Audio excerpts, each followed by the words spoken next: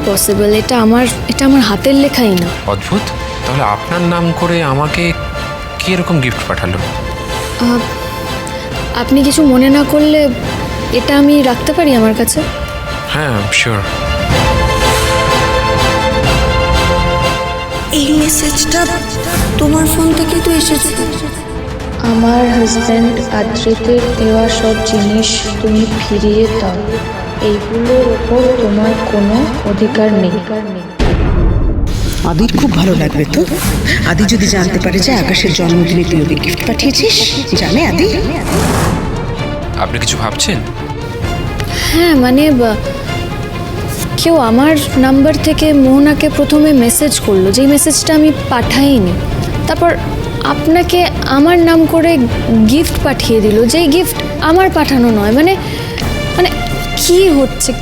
কিছুটা একটা গন্ডগোল লাগছে আমার, জানেন তো। মানে কেউ একটা কলকাঠি নাড়ছে। মানে যেই এই কাজগুলো করছে, মানে তার উদ্দেশ্যটা কি, এটাই আমাকে ভাবাচ্ছে। হ্যাঁ, আমাদেরকে চোখ কান খোলা রাখতে হবে। দেখুন, আপনার সঙ্গে কেন কেউ প্র্যাঙ্ক করতে চাইবে? আর অকারণে তো কেউ এরকম প্র্যাকটিক্যাল জোক করবে না, তাই না?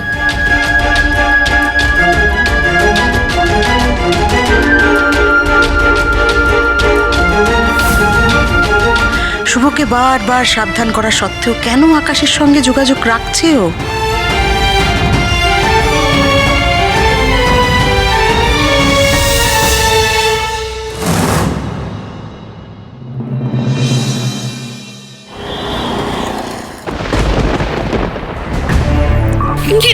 কি হয়েছে মোহনা? কোথায় লেগেছে তোর? আয় আয় আয়, বস। কি যে করিস না, কি করে লাগালি মা? আয় আয়। ওষুধ খেয়েছিস?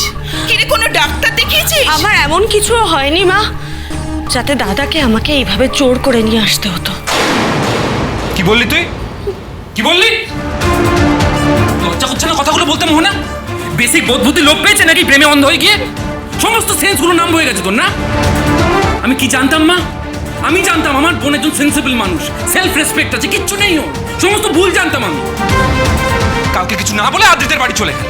আমাকে মিথ্যে কথা বললো, আমাকে। সারা জীবন ও যা চেয়েছে দিয়েছি।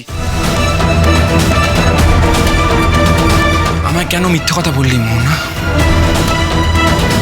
আমি তোর দাদা, আমি তোকে ভালোবাসি মোহনা। দরকার হলে আমি তোর সাথে যেতাম ওখানে। মোহনা, এই আমার চোখের দিকে তাকা। দেখ, তুই কেন সত্যিটা মেনে নিতে পারছিস না বল? আদ্রিত বিবাহিত, ওর সন্তান আছে, ও কোনোদিনও তোর হবে না। যত তাড়াতাড়ি সত্যিটা মেনে নিতে পারবি, ততই তোর জন্য মঙ্গল। তা না হলে তুই কষ্ট পাবি মোহনার। আমি মা, আমরা কেউ তো কষ্ট দেখতে পারবো না মোহনা।